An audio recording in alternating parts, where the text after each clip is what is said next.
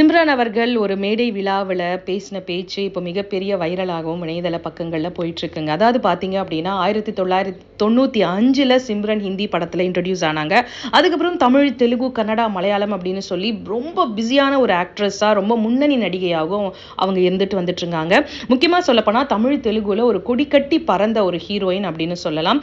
இடுப்பழகி அப்படிங்கிற ஒரு டேக்லைன் ஒரு ஹீரோயினுக்கு இருக்கு அப்படின்னா, இடுப்புனாலே ஹீரோயின்ஸ் நம்ம பார்க்குறது சிம்ரன் அப்படிங்கிறது இன்னமும் வந்து இருந்துட்டு இருக்கு. ஸோ அப்படிப்பட்ட ஒரு ஹீரோயின் வந்து இப்போ ஒரு மேடையில் தனக்கு கௌரவிச்சிருக்காங்க. 30 வருடம் சினிமா பயணத்துக்காக அவங்கள வந்து கௌரவிச்சிருக்காங்க. ஸோ அந்த மேடையில் அவங்க சொன்னது என்ன அப்படின்னா, என்னோட கோஸ்டாருக்கு நான் மெசேஜ் பண்ணியிருந்தேன். அவங்களோட படம் ஒன்று பார்த்துட்டு நீங்கள் இந்த கேரக்டரில் பண்ணியிருப்பீங்க, நான் எதிர்பார்க்கல அப்படின்னு சொல்லி. உடனே அவங்க கிட்டேருந்து வந்த ரிப்ளை என்ன அப்படின்னா, ஆன்டி ரோல் பண்ணுறதுக்கு இந்த ரோல் எவ்வளவோ பரவாயில்ல அப்படின்னு சொல்லியிருந்திருக்காங்க. ஸோ அந்த ஆன்டி ரோல்னு சொன்ன உடனே சிம்ரன் அவர்களுக்கு எங்கே ஹிட் ஆச்சு அப்படின்னு தெரியல. உடனே அவங்க சொல்றாங்க, என்ன ரோல் பண்றது அப்படிங்கிறது பிரச்சனை கிடையாது. அது ஆன்டி ரோலா என்ன ரோலா இருந்தாலும் நல்ல ஸ்கோப் இருந்தா என்ன கேரக்டர்லயாவது நடிக்கலாம் அப்படிங்கிறதும் சொன்னாங்க. ஸோ அதே சிம்ரன் நான் வந்துட்டு பார்த்தீங்க அப்படின்னா கன்னத்தில் முத்தமிட்டால 3 குழந்தைங்களுக்கு அம்மாவாகவும் நடிச்சிருப்பேன் அப்படின்னு சொன்னாங்க.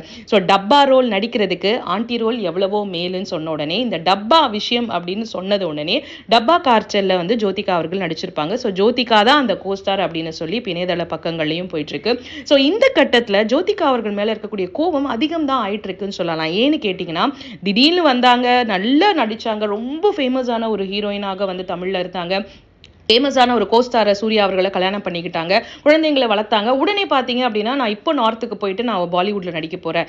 ஏன் அப்படின்னு கேட்டிங்கன்னா, அவங்க சொல்லக்கூடிய காரணம் தமிழ்ல வந்து ஃபீமேல் ஓரியன்டட் சப்ஜெக்ட்ஸ் இல்லை, ஃபீமேலுக்கு ஸ்கோப்பு கிடையாது, நான் 25 ஆண்டுகளுக்கு மேலே தமிழில் நடிச்சிருக்கேன், ஆனால் ஃபீமேலுக்கு ஸ்கோப்பு கிடையாதுன்னு சொல்லி நம்ம தமிழ் சினிமாவில் எப்போவுமே மட்டம் தட்டுற மாதிரியே ஜோதிகா அவர்கள் பேசுகிறாங்க.